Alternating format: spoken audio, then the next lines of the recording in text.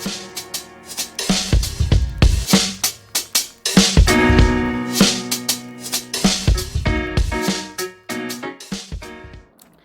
मित्र, जय मसीह की। आशा करता हूँ कि आप स्वस्थ हैं, आप मस्त हैं और आप प्रभु के कार्य में व्यस्त हैं।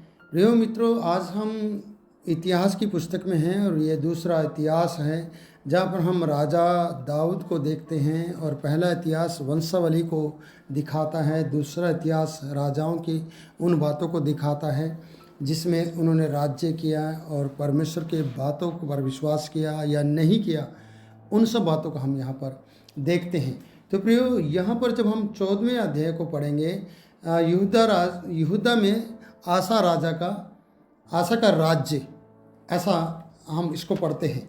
तो हम इस तरीके से अगर इनके बातों को देखें कि ये दाऊद से सुलेमान, सुलेमान से रहूबियाम और रहूबियाम से अबिया, और अबिया भी अपने पुरखाओं के संग सो जाता है और दाऊदपुर में उसे मिट्टी दी जाती है। उसका पुत्र आसा उसके स्थान पर राज्य करता है। अब ये आसा के बारे में हम कुछ जानने की कोशिश करते हैं कि आसा अपने दिनों में कैसे प्रभावशाली हुआ, कैसे वो परमेश्वर की बातों पर विश्वास कर पाया, या कैसे उसने परमेश्वर को अपनी ओर किया और परमेश्वर उस पर दया की, और कैसे वो अपने राज्य को दृढ़ कर पाया। इन बातों को 14वें अध्याय में हम देखेंगे, जो दूसरा इतिहास है। इसलिए यहाँ पर हम पढ़ते हैं, आसा के दिनों में या आसा ने वही किया जो उसके परमेश्वर यहोवा की दृष्टि में अच्छा और ठीक था।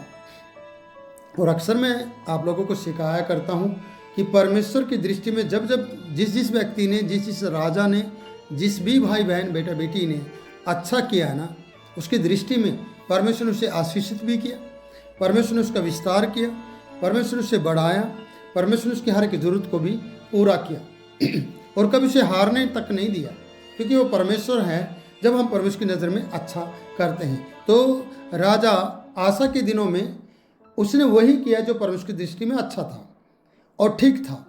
उसने प्राय वेदियों को और ऊंचे स्थानों को अपने देश से, अपने स्थानों से दूर किया, लाटों को तड़वा डाला, असेरा नामक मूर्तों को तोड़ डाला और यहूदियों को आज्ञा दी कि वो अपने पूर्वजों के परमेश्वर की खोज करें। और वचन बताता है कि व्यवस्था और आज्ञा को माने और उसकी खोज करें, जैसे कि हम मत्ती की किताब में उसके 6 के 33 पद में पढ़ते हैं। वहाँ पर भी आपको मैं पढ़कर सुनाऊंगा। और वचन बताता है, आप उसको अच्छी तरह से जानते हैं, वचन बड़ा फेमस रहा है सबके लिए कि इस पर बच्चा इस वचन को बोलता है। और आपको मैं इसलिए पढ़कर सुनाना चाहता हूँ वचन के थ्रू। 6 का 33 है, यहाँ पर इस प्रकार से लिखा है इसलिए ऐसा लिखा है, पहले तुम परमेश्वर के राज्य और उसके धर्म की खोज करो तो ये सब वस्तुएं तुम्हें मिल जाएगी। पहले परमेश्वर के धर्म राज्य की खोज करना। और यहाँ पर भी आसा राजा इस प्रकार से बता रहा है कि उसने यहूदियों को आज्ञा दी कि यहोवा की खोज करो, उसकी व्यवस्था और उसकी आज्ञा को मानो। और ये एक अच्छे राजा की लंबे समय तक चलने की एक निशानी है, एक चिन्ह है कि वो लंबे समय तक चल सकता है या राज्य कर सकता है। ऐसे राजा की आज हमारे देश को भी ज़रूरत है। हमारे देश में भी ऐसा राजा हो जो परमेश्वर का डर मानता हो, परमेश्वर का भय मानता हो और परमेश्वर की खोज करता हो, और अपने लोगों को भी परमेश्वर की खोज करने के लिए आज्ञा देता हो। जैसे कि राजा आसा ने आज्ञा दी कि वो परमेश्वर के व्यवस्था को माने, आज्ञा को माने और उसकी खोज करें। खोज करना अपने आप में एक नई चीज़ को पा लेना है, और परमेश्वर की खोज करना, धर्म राज्य की खोज करना, उन वस्तु को पा लेना है जिनकी खोज आज हम कर रहे हैं। इसलिए खोज परमेश्वर की करें। परमेश्वर की खोज करने के बाद अपने जीवन में मौज करें। मौज इसलिए करें क्योंकि परमेश्वर की खोज करने के कारण जो आशीषें आपको मिली है, इसलिए आप मौज कर रहे हैं। प्रियो, मौज पहले ना करें, पहले खोज करें। इस बात पर आप ध्यान दें, इस बात पर आप विश्वास करें। इसलिए राजा आसा ने परमेश्वर की खोज करने के लिए अपनी प्रजा को आज्ञा दी, और ये परमेश्वर की नज़र में अच्छी बात थी, क्योंकि उसने ऊंचे स्थानों और सूर्य की प्रतिमाओं को, जो सूर्य की मूर्तियां थी, यहूदा के सब नगरों से दूर कर दिया। ये यहूदा का राजा था, मैं आपको बता देता हूँ। और इससे पहले, इसके साथ साथ जब राजा ये है तो एक यरोबाम भी है, जो इसके बेटे मतलब कि कह सकते हैं इसके दादा के समय का है। यरोबाम जो रहूबियाम के समय का है, यरोबाम, जिसने इजरायलियों को भड़का दिया है, इजरायलियों को मूर्तियों के विरुद्ध फेर दिया है। और उसके ऊपर हम कभी चर्चा करेंगे, लेकिन आज हम आसा राजा की चर्चा करना चाहेंगे कि इसने सूर्य की प्रतिमाओं को, जो यहूदा के सब नगरों में से है, दूर कर दिया और उसके राज्य में चैन बना रहा।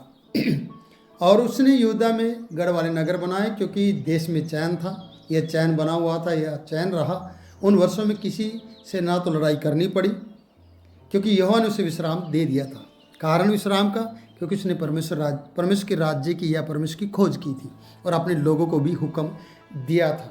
इसलिए यहूदियों ने कहा, आओ हम इन नगरों को बसाएं और उनके चारों ओर शहरपना और गढ़ और पल्लों, फाटकों के पल्लों और बेड़े बनाएं।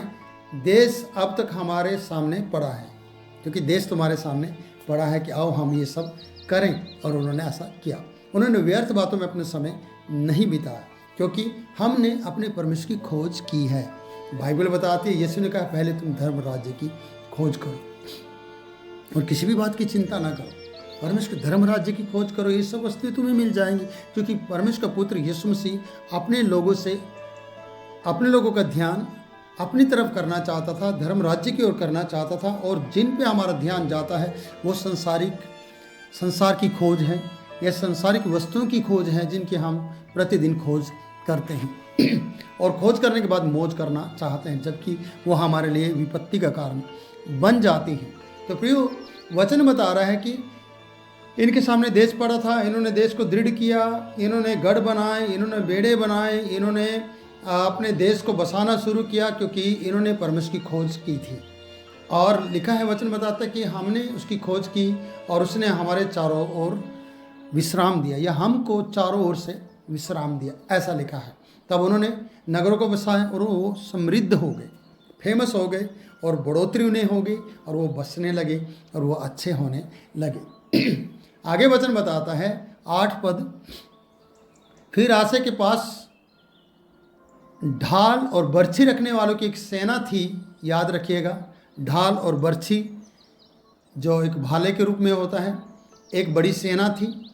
और यहूदा में से तो 3 लाख पुरुष, और बिन्यामीन एक गोत्र है जो यूसुफ का है, यूसुफ में से निकला है। 12 गोत्रों में से बिन्यामीन सबसे छोटा गोत्र हम कह सकते हैं, या गिनती में लास्ट में आता है कि बिन्यामीन में से ढाल रखने वाले धनुर्धारी 2,80,000, ये सब सूरवीर राजा के पास थे, राजा आसा के पास थे। कारण ये 12वां गोत्र जो मैं बता रहा हूँ, बिन्यामीन, ये 12वां है, यानी लास्ट हम इसे कहते हैं। आगे वचन में पढ़ेंगे इस प्रकार से कि 3 लाख पुरुष तो ये बर्छी रखने वाले हैं, और बिन्यामीन में से ढाल रखने वाले जो धनुषधारी हैं या धनुधारी हैं 2,80,000 हैं।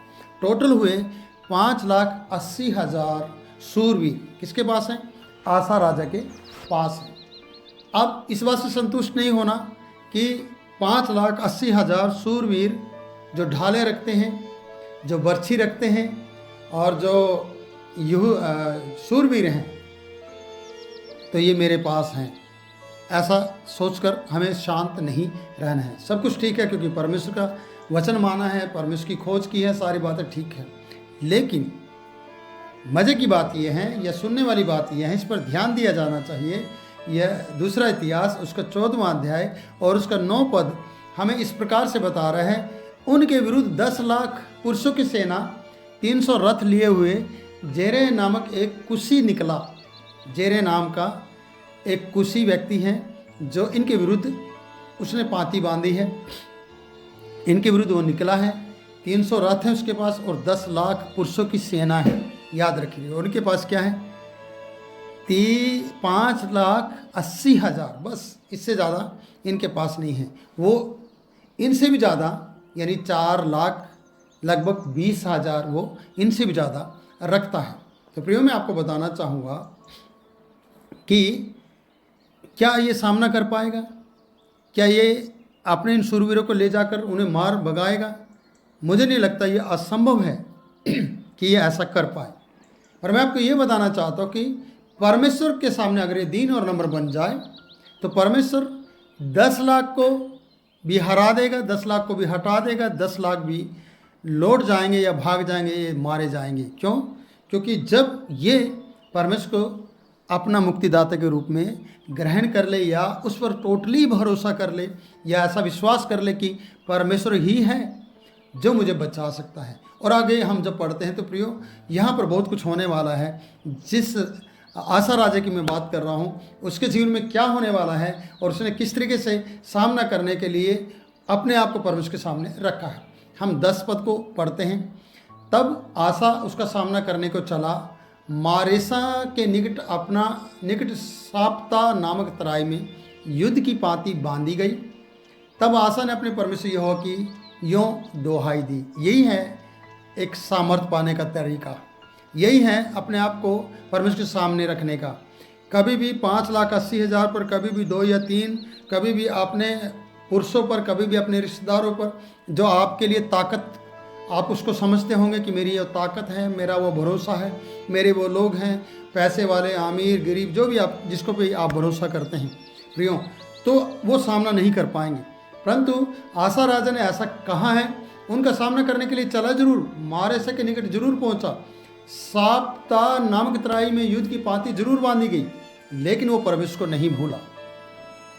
उसने परमेश्वर पर भरोसा रखा, उसने परमेश्वर की दुहाई दी यानी प्रार्थना की, और उसने परमेश्वर से इस प्रकार कहा, वो मैं आपको बताना चाहता हूँ। बड़े ध्यान से सुनिए कि किस तरीके से राजा आशा ने परमेश्वर के सामने अपने आप को छोटा किया, किस तरीके से वो भूल गया है कि मैं राजा नहीं, मेरा राजा परमेश्वर है। और 10 लाख लोग जो मेरे विरुद्ध पाँति बांधे आ रहे हैं, जो मेरे साथ युद्ध करना चाहते हैं, मेरी प्रजा, मेरे लोगों को 5,80,000 को हरा कर या मार कर, मुझे भी मार कर जाना चाहते हैं, उनका सामना करने के लिए मैं सामर्थी नहीं हूँ, परंतु मैं सामर्थी परमेश्वर के सामने जाकर दोहाई दूंगा। और राजा आशा ने परमेश्वर के सामने जाकर दोहाई दी। तो प्रियो, यहाँ पर इस प्रकार से राजा आशा ने कहा, हे यहोवा, जैसे तू सामर्थ्य की सहायता करता है या सामर्थ्य की सहायता कर सकता है, वैसे ही तू शक्तिहीन की भी कर सकता है। सोचिएगा प्रियो, किस तरीके से इसकी प्रार्थना की शुरुआत है, किस तरीके से इसने परमेश्वर ने अपने हक में किया, किस तरीके से परमेश्वर के ऊपर इसने हक किया, शक ना किया। जब हम शक करते तो हक करना तो हमारा बनता नहीं है, जब हम हक रखते हैं तो शक क्यों करें। इसलिए कभी भी परमेश्वर के नाम पर या परमेश्वर की सामर्थ पर शक ना करें, बल्कि हक करें और हक रखें कि मेरा परमेश्वर है। और आशा राजा ने ऐसा ही किया। कहा इस प्रकार से, जैसे तू सामर्थ्य की सहायता कर सकता है, वैसे ही शक्तिहीन की भी कर दे, शक्तिहीन की सहायता कर दे, क्योंकि अपने आप को इसने अपने आप को शक्तिहीन बनाया। और यही है एक प्रार्थना करने वाले की शुरुआत, कि वो किस तरीके से सामर्थी बने, कि वो अपने आप को कमज़ोर करते हुए परमेश्वर के सामने जाए। जैसे कि हम बाइबल में देखते हैं, लूका की रचित सुसमाचार में वहाँ पर एक चुंगी लेने वाले ने इस प्रकार से कहा, मैं तो पापी हूँ, मैं आँख उठाने के लायक नहीं हूँ, मैं कुछ भी कर नहीं सकता हूँ। वो बिलक बिलक कर रोया और अपनी छाती पीटने लगा। लेकिन एक अपने आप को सामर्थ्य और धर्मी समझने वाले व्यक्ति ने अपने काम गिनवा दिए, लेकिन इसने अपने पाप गिनवाने, वो पाप भी नहीं गिनवाए और लायक भी नहीं समझा कि क्या मैं प्रार्थना करूं, क्या मैं प्रार्थना के लायक हूं। यहाँ पर भी ये युद्ध करने के लायक किसने अपने आप को समझा नहीं, जबकि गया जरूर, लेकिन इसने परमेश्वर को अपनी पावर और अपनी सामर्थ बनाई। और इसके शब्द इस प्रकार से हैं कि जैसे तू सामर्थ्य की सहायता करता है या सहायता कर सकता है, वैसे तू शक्तिहीन की भी कर, ऐसा है उसका कहना। और लिखा है, आगे पढ़ते हैं, हे हमारे परमेश्वर यहोवा हमारी सहायता कर, कि मैं शक्तिहीन हूँ, मैं कमज़ोर हूँ, मैं बलहीन हूँ, मेरे साथ कोई नहीं खड़ा है। मेरे साथ ये 5,80,000 लोग ज़रूर हैं, लेकिन जिसका मैं सामना करने चला हूँ वो 10 लाख सूरवीर योद्धा को लेकर आ रहा है और वो कूशी है और वो मुझे मारने आ रहा है और मैं उसका सामना नहीं कर सकता हूँ। इसलिए अगर तू सामर्थ्य की सहायता कर सकता है तो शक्तिहीन की भी सहायता कर। हे हमारे परमेश्वर यहोवा, हमारी सहायता कर, क्योंकि हमारा भरोसा तुझ पर है और तेरे नाम का भरोसा करके हम इस भीड़ के विरुद्ध आए हैं। बड़ी मेन बात यह है प्रियो, और ये बड़ी दिलचस्प कहानी है, बात है कि हम तेरे नाम पर भरोसा करके निकले हैं। मैंने सोचा कि वो ऐसे निकल गए हैं कि चलो हम सामना करेंगे और जीत जाएंगे, नहीं। वो भरोसा करके निकला है। किस पे? परमेश्वर पे उसने भरोसा किया है, क्योंकि लिखा है हमारा भरोसा तुझ पर है, और फिर लिखा है तेरे नाम का भरोसा करके हम इस भीड़ के विरुद्ध निकले हैं। 10 लाख लोगों का सामना करने के लिए तुझ पे भरोसा करके मैं निकला हूँ। आसा राजा ने ऐसा कहा है। प्रियो, आगे लिखा है कि परमेश्वर ने उसकी प्रार्थना को सुना। परमेश्वर के ऊपर भरोसा जो लोग भी करते हैं, अगर आप इस वीडियो को देख रहे हैं, इस ऑडियो को सुन रहे हैं, तो प्रियो मैं आपसे कहना चाहता हूं, अगर आप भी परमेश्वर को भरोसा करके निकले हो अपने घर से, अपने काम पर या आराधनालय में, कि मेरा परमेश्वर मेरी सुनेगा और मेरी सहायता करेगा, तो मैं सच कहता हूं परमेश्वर आपकी सुनेगा, परमेश्वर आपकी मदद करेगा और आपके साथ बना रहेगा और आपकी सहायता करेगा। इसलिए लिखा है, हे यहोवा तू हमारा परमेश्वर है, मनुष्य तुझ पर प्रबल होने ना पाए। ऐसा नहीं कहा इसने मनुष्य मुझ पर प्रबल होने पाए, ऐसा नहीं कहा कि मनुष्य मुझ पर प्रबल ना होने पाए, ना ना ना, ऐसा कहा है कि मनुष्य तुझ पर प्रबल होने ना पाए। क्या परमेश्वर पे मनुष्य प्रबल हो सकता है? जबकि बाइबल हमें बताती है, उत्पत्ति की किताब में हम पढ़ते हैं याकूब स्वर्गदूत पर प्रबल हो गया प्रार्थना में, मलयुद्ध में, और वो स्वर्गदूत को हराने में लगा हुआ था और उसने उसका नाम तक पूछा था और उसने कहा था मुझे आशीर्वाद दे, जब तक तू मुझे आशीर्वाद नहीं देगा मैं तुझे छोड़ूंगा नहीं, और उसने उसे आशीर्वाद भी दिया था। प्रियो, आज यहाँ पर जब प्रार्थना की गई है कि परमेश्वर यहोवा मनुष्य तुझ पर प्रबल होने ना पाए, जबकि प्रार्थना में और प्रार्थना कर करके आप प्रबल हो सकते हैं, अपने शत्रु पर भी और अपने परमेश्वर को भी अपने हक में कर सकते हैं। जैसे कि मैं इस तरीके से इस उदाहरण को क्लियर करना चाहता हूँ कि जब बाप और बेटा कुश्ती करने लग जाएं तो प्रियो बाप अपने बेटे को जिता देता है। जब बाप को बेटा कहता है कि मेरे लिए सवारी बन, घोड़ा बन जा, तो प्रियो वो ऐसे गधे को अपने ऊपर बिठाता है, जबकि वो घोड़ा है उसका पिता, और ये बच्चा गधे के समान है, छोटा है, और उसे वो अपने कंधे पर बिठाता है और प्रियो उसे उसको सवारी देता है, उसकी मदद करता है। जब कुश्ती लड़ता है तो प्रियो पिता हारता है और बेटा जीत जाता है, क्योंकि ये लड़ाई, ये कुश्ती उनकी आपसी है, और ये कुश्ती नहीं है, ये दुश्मनी नहीं है, ये प्यार है जो परमेश्वर अपने पुत्रों के साथ करता है, अपने बेटा बेटी के साथ करता है। आज मैं आपको यही बताना चाहता हूँ कि राजा आसा ने कहा मनुष्य तुझ पर प्रबल होने ना पाए। तब यहोवा ने कूशियों को आसा और यहूदियों के सामने मारा और कूशी भाग गए। देखो, राजा आसा ने नहीं मारा, परमेश्वर ने मारा कूशियों को, याद रखिएगा इस बात को। और कूशी यहूदियों के सामने से भाग गए, राजा के सामने से भाग गए, और आसा के संग के लोगों ने उनका पीछा गरार तक किया और इतने कुशी मार गए कि वह फिर सिर ना उठा सके। यही है परमेश्वर से प्रार्थना करने का नतीजा, यही है प्रार्थना करने की विजय, यही है प्रार्थना करने के लिए जीत जो हम हासिल कर सकते हैं परमेश्वर के पुत्र यीशु के नाम में। इसलिए लिखा है, वचन बता रहे हैं बार बार यहाँ पर, क्योंकि वे यहोवा और उसकी सेना से हार गए। वो यहोवा और उसकी सेना से हार गई, जबकि सेना कुछ नहीं कर सकती थी। सेना के लिए परमेश्वर ने किया क्या? युद्ध लड़ा परमेश्वर। बाइबल बताती है संग्राम यहोवा का है। अगली बातों को जब हम पढ़ते हैं, दाऊद जब लड़ा, गोलियत को जब उसने मारा, तो लोगों ने उसे कहा इसने लाखों को मारा, और साउल ने जब मारा हजारों को, उसके लिए नारा लाखों का नहीं हजारों का लगा, और इस बात के लिए वो चिढ़ गया। और वो दाऊद का शत्रु बन गया। इसलिए यहाँ वचन बता रहा है क्योंकि यहोवा ने उसकी सेना से, वो लोग यहोवा की सेना से और यहोवा से हार गए और यहूदी बहुत सी लूट ले गए या उन्होंने उनको लूट लिया और वो गरार के आसपास के सब नगरों को उन्होंने ले लिया। किसने? यहूदियों ने ले लिया, यहूदा के लोगों ने ले लिया।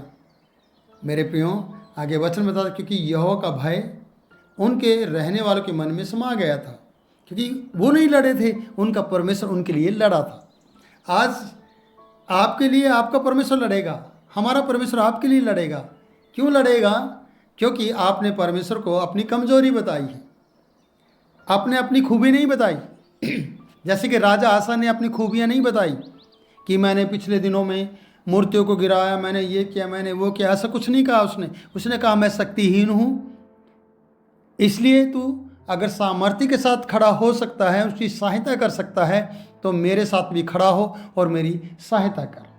मनुष्य तुझ पर प्रबल ना हो। उसने ये नहीं कहा मनुष्य मुझ पर प्रबल ना होने पाए, उसने परमेश्वर के ऊपर सारी बातों को लिया है। इसलिए प्रियो, क्योंकि परमेश्वर उनके साथ था, परमेश्वर ने उनका युद्ध लड़ा था और सारे कुशी उनसे डर गए थे। उनके जीवन में परमेश्वर का डर समा गया था और उन्होंने नगरों को लूट लिया था, क्योंकि उनमें बहुत सा धन था। और फिर पशुशालाओं को जीतकर बहुत सी भेड़ बकरियां, ऊँट लूट कर वो यरूशलेम ले आए।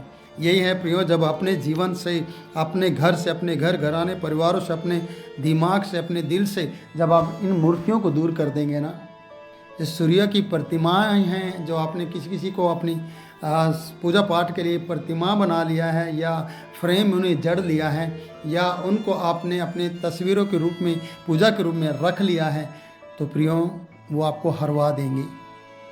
ये जीत इसलिए पाया आसा राजा क्योंकि इसने ये सारी चीज़ें अपने जीवन से हटा दी थी और फिर भी इन बातों को याद नहीं किया, लेकिन परमेश्वर को याद था कि राजा आसा ने ये सब अच्छा काम किया है और उसने सच्चे जीवित परमेश्वर के ऊपर भरोसा किया है और उसने अपने आप को सामर्थी नहीं बल्कि कमज़ोर कहा है, शक्तिहीन कहा है, बलहीन कहा है। हम बलहीन हैं, हम ताकतवर नहीं हैं। अगर यीशु हमारे साथ है तो हम ताकतवर हैं, बलवान हैं। पर जब तक प्रिय आप विश्वास नहीं करेंगे, आप अपने जीवन से इन सब चीज़ों को अलग नहीं करेंगे, परमेश्वर यहोवा की खोज नहीं करेंगे, उसके धर्म राज्य की खोज नहीं करेंगे, तब तक हम इन सब वस्तुओं का, इन सब चीज़ों का, इन सब लोगों का सामना करते रहेंगे और इन बीमारियों का और विपत्तियों का सामना करते रहेंगे जो हमें बर्बाद कर देगी, जो हमें हरा देगी। इसलिए मैं आपसे कहूँगा, आज इस कहानी के द्वारा यहूदा में आसा राजा के द्वारा जो कदम उठाए गए, जो सुधार किया गया, जो प्रजा भी परमेश्वर के राज्य की खोज में लगी, जो इन्होंने यहोवा की खोज की, उसके कारण से एक बड़े युद्ध को परमेश्वर के द्वारा इन्होंने जीत लिया। जो इन्होंने अपने आप को कमज़ोर किया, परमेश्वर को आगे बढ़ने दिया, परमेश्वर को अपनी सामर्थ्य दिखाने का मौका दिया या परमेश्वर को अपनी सामर्थ्य समझा और अपनी कमज़ोरियों को परमेश्वर के सामने रखा, इस कारण से प्रियो ये जीत पाए। आज हम अपनी कमज़ोरियों को, अपनी कमज़ोरी को डॉक्टरों के पास ले जाते हैं और जब हम चंगे होते हैं तो प्रियो हम दूसरों को अपनी ताकत दिखाते हैं और परमेश्वर को हम कभी भी सामर्थी नहीं समझते हैं। मैं आपको कहता हूँ, आपको इन सब चीज़ों की ज़रूरत नहीं पड़ेगी। अगर आप सच्चे दिल से परमेश्वर को पुकारते हैं, परमेश्वर आपकी सहायता करेगा और आपको बढ़ाएगा, दिन प्रतिदिन आपकी मदद करेगा, क्योंकि वो सच्चा और जीवित परमेश्वर है। इसलिए आप उस पर भरोसा करें और उसके नाम का आदर करें प्रियो। इसलिए ये दूसरा इतिहास उसका 14वां अध्याय हमें बहुत कुछ सिखाता है। 14वें अध्याय से हमने बहुत सी बातों को सीखा है प्रियो। इस वीडियो को आप लाइक करें, शेयर करें, हमारे चैनल को सब्सक्राइब करें और चाहो तो आप हमारी मदद कर सकते हैं अनुदान भेजकर, और प्रियो हमारे लिए प्रार्थना कर सकते हैं। देश के कौन से कोने से आप वीडियो को देख रहे हैं, आप कमेंट के माध्यम से हमें बता सकते हैं। हम आपके लिए निरंतर प्रार्थना करेंगे और हम आपको याद भी रखेंगे और आपको प्रार्थना में याद करते हुए परमेश्वर को धन्यवाद देंगे और इस तरीके से हम आपकी प्रार्थनाओं से भी आगे बढ़ पाएंगे। तो ये वीडियो आपके लिए आशीष का कारण बने और इस वीडियो को आप शेयर करके दूसरों तक ये वचन को पहुंचाए कि हमें आशा राजा की तरह अपने जीवन में बदलाव लाना है और अपने लोगों में ये मनादी करनी है या अनाउंसमेंट करनी है कि धर्म राज्य की खोज करो। किसके? परमेश्वर की। और फिर मौज करो और परमेश्वर आपके साथ बना रहेगा। God bless you. फिर मिलूँगा नई वीडियो में नई बात के साथ। तब तक के लिए मैं आपसे इजाज़त चाहता हूँ। God bless you.